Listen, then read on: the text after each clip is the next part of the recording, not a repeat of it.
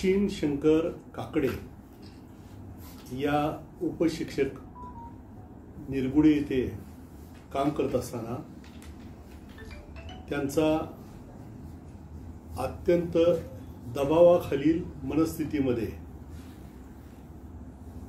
हृदयविकाराच्या तीव्र झटक्याने दुःखद निधन झालेलं आहे। सचिन काकडे यांचा मृत्यू म्हणजे सातारा जिल्हा परिषदेच्या भ्रष्ट प्रशासकीय गलथान कारभाराचा बळी म्हणजे सचिन काकडे यांचा मृत्यू। सातारा जिल्हा परिषदेच्या प्राथमिक शिक्षक विभागा अनुषंगाने त्यांनी ज्या बदल्या केल्या आणि त्याच्यामध्ये ज्यांना दिव्यांगाचं प्रमाणपत्र होतं ते प्रमाणपत्र तपासण्याचा आदेश दिला। मुळामध्ये ऑनलाईन बदल्या म्हणजे मनुष्य मात्राचा हस्तक्षेप न होता ऑनलाईन करावयाच्या ज्या बदल्या आहेत ज्यामध्ये पारदर्शकता असू शकते अशा ऑनलाईन बदली प्रक्रियामध्ये संबंधित सचिन काकडे किंवा अन्य शिक्षकावर कोणतेही आक्षेप नसताना शासनाचा एक GR काढण्यात आला आणि त्याच्या अनुषंगाने दिव्यांग प्रमाणपत्राची जी तपासणी घेण्यात आली मुळामध्ये ज्या दिव्यांग शिक्षकांच्या प्रमाणपत्राची तपासणी झाली त्याची जी प्रक्रिया आहे ती पूर्णतः चुकीची आहे। एक व्यक्ती दिव्यांग असेल तर त्याच्यासोबत त्याच्या कुटुंबियाची सुद्धा तपासणी करण्याचा नीच प्रयत्न या जिल्हा परिषद प्रशासनाने केलेला आहे। एक तर अजब प्रकार आहे, एक मृत्यू झालेल्या शिक्षकाची सुद्धा तपासण्याचा आदेश या जिल्हा परिषदेने काढलेला होता। अशा पद्धतीचा गलथान कारभार सातारा जिल्हा परिषद प्राथमिक विभागाचा आहे। त्याच्यानंतर जी तपासणी झाली ज्यांच्याकडे मूळ शासनाच्या वैद्यकीय समितीच्या अहवालानुसार ज्यांच्याकडे प्रमाणपत्र आहे की यांचं अपंगत्व इतक्या टक्के आहे, उदाहरणार्थ सचिन शंकर काकडे यांचा मोठा अपघात झाल्यानंतर त्यांच्याला झालेल्या दुखापतीमुळे त्यांना यापूर्वीच्या शासकीय वैद्यकीय समितीने 41% अपंगत्व आलेलं आहे असं प्रमाणपत्र दिलं असताना या समितीने 2024च्या गाईडलाईनचा दाखला दाखवत त्यांचं अपंगत्व हे 41% वरून 29% आलेले असं म्हटलेलं आहे। एकतर कायमस्वरूपी अपंगत्वाचा दाखला शासकीय वैद्यकीय समितीने दिलेला असताना त्यांचं अपंगत्व कमी झालेलं आहे असं दाखवणं मुळात चुकीचं आहे। आणि त्याच्यानंतर ते अपंगत्व कमी झालेलं आहे 41% वरून 29% झालेलं आहे हे त्यांनी अहवालामध्ये नमूद केलं असताना सुद्धा की आपण आपला अपंगत्वाचा दाखला हा चुकीचा आहे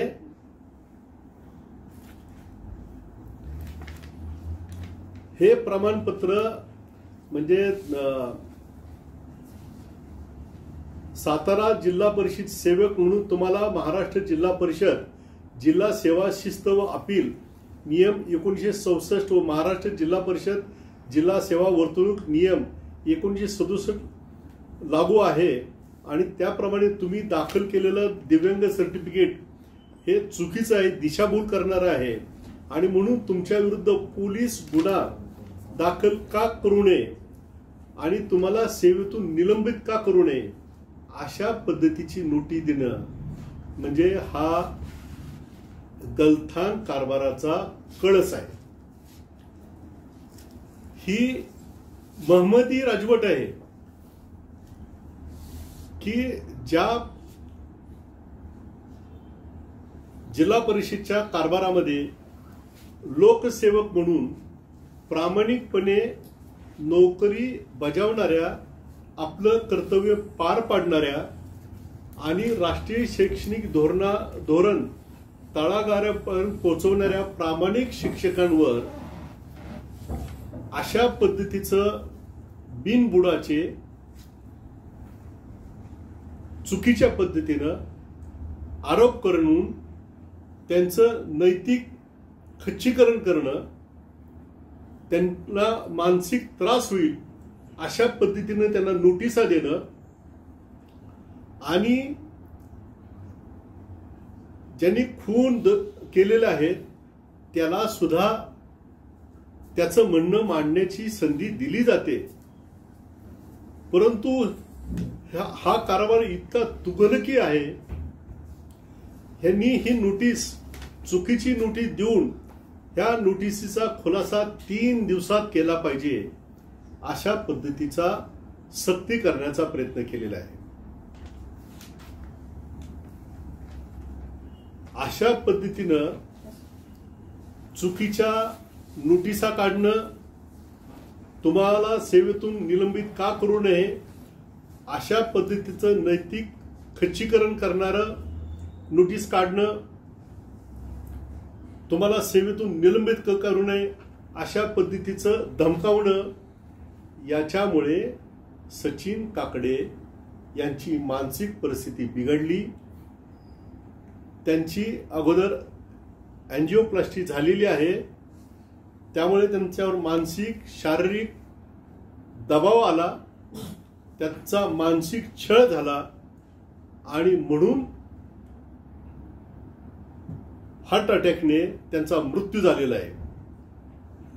तर हार्ट अटॅक येण्याचं नैसर्गिक कारण काही असलं तरी जो सातारा जिल्हा परिषद प्राथमिक विभाग आणि त्यांच्या अधिकाऱ्यांनी सचिन काकडे आणि त्यांच्यासोबत असणाऱ्या प्रामाणिक शिक्षकांचा जो मानसिक छळ केलेला आहे त्याचा मी निषेध करतो. याबरोबरच या शिक्षकांवर दबाव आणून त्यांचा मानसिक छळ करून त्यांच्याकडून पैसे उकळण्याचा सातारा जिल्हा परिषदच्या प्राथमिक शिक्षण विभागातल्या प्रशासकीय अधिकाऱ्यांचा जो डाव सुरू झालेला आहे, हा डाव म्हणजे टाळूवरचे लोणी खाण्याचा प्रकार आहे. कराडच्या एका हॉटेलमध्ये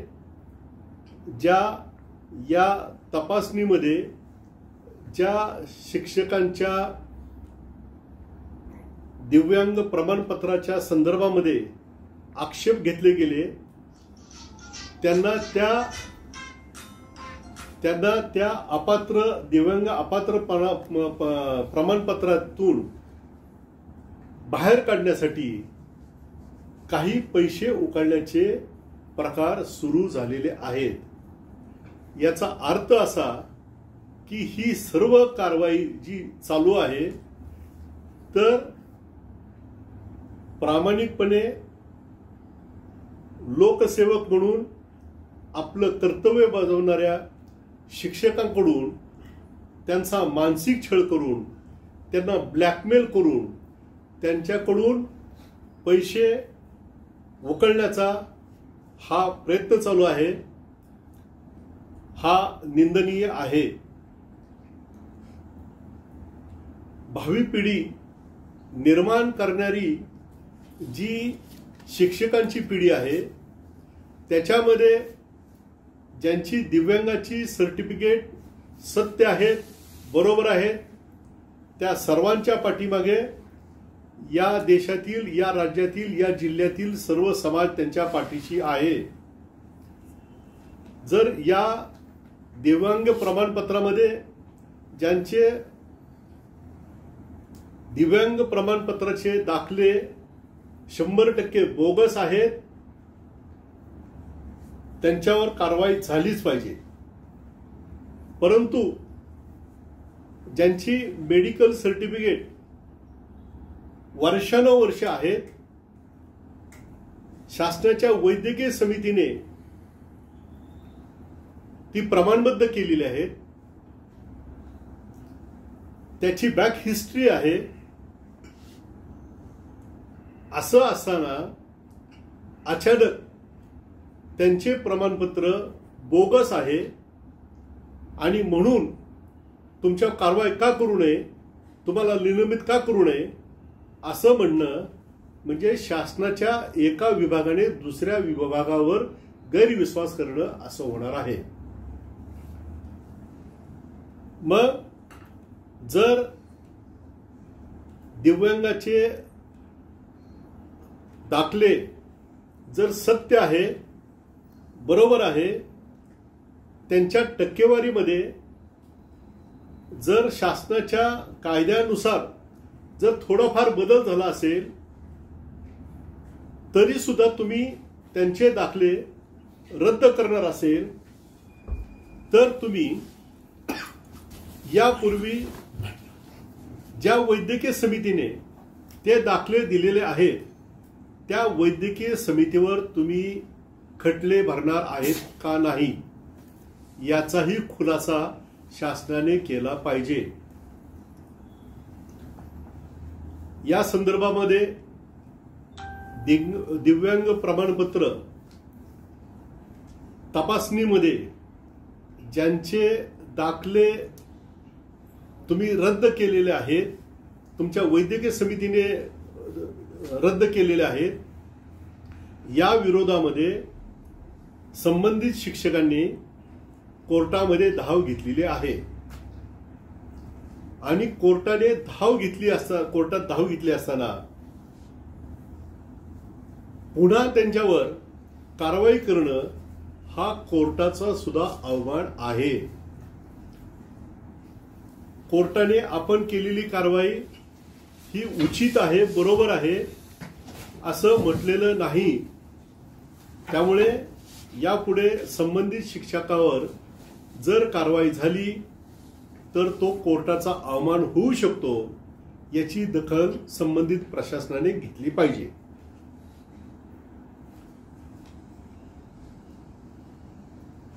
याबरोबरच या एकूण बदली व्यवहारामध्ये काही प्रशासकीय अधिकाऱ्यांकडून जातीय विद्वेष ठेवून काही जातींच्या बाबतीमध्ये आकस ठेवून काही विशिष्ट जातीच्या शिक्षकांना टार्गेट करण्याची त्यांची मोडस ऑपरेंडी दिसून येत आहे. जर अशा पद्धतीनं जातीय भावना लक्षात ठेवून त्यांचा मानसिक छळ करून त्यांच्याकडून टाळूवरचं लोणी खाण्याच्या उद्देशाने पैसे उकळण्याचा, लाच घेण्याचा प्रयत्न केला जात असेल तर आम्ही संबंधित शिक्षकांच्या बाजूने अॅट्रॉसिटीच्या केसेस संबंधित प्रशासकीय अधिकाऱ्यावर करण्याचा आमचा संविधानाने अधिकार जो दिलेला आहे तो आम्ही बजावल्याशिवाय राहणार नाही. त्यामुळे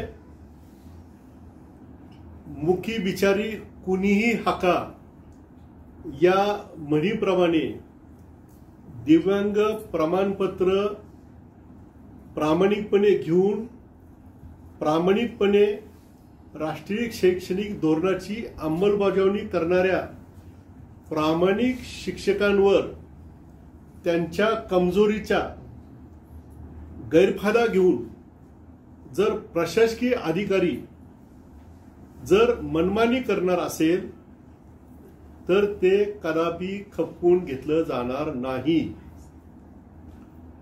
संविधानाने दिलेल्या सनदशीर मार्गांचा अवलंब करून आम्ही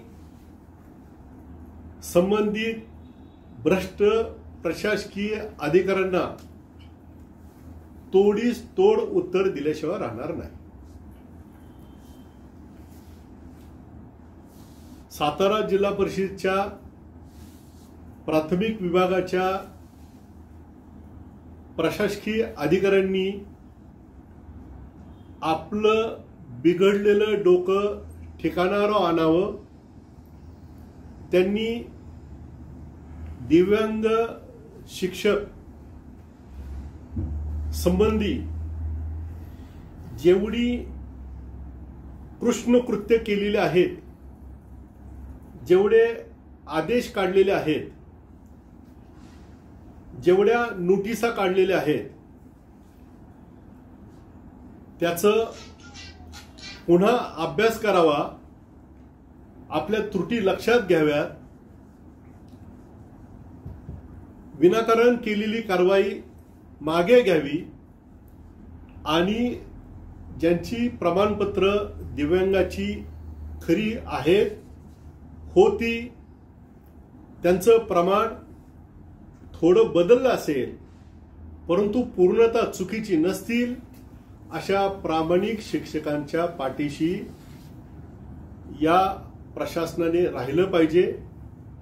वातावरण निर्भय भयमुक्त चांगलं ठेवलं पाहिजे आणि चांगल्या वातावरणामध्ये चांगल्या शैक्षणिक वातावरणामध्ये नवीन पिढीवर जो शैक्षणिक संस्कार होत आहे त्याच्यासाठी कटिबद्ध राहिलं पाहिजे।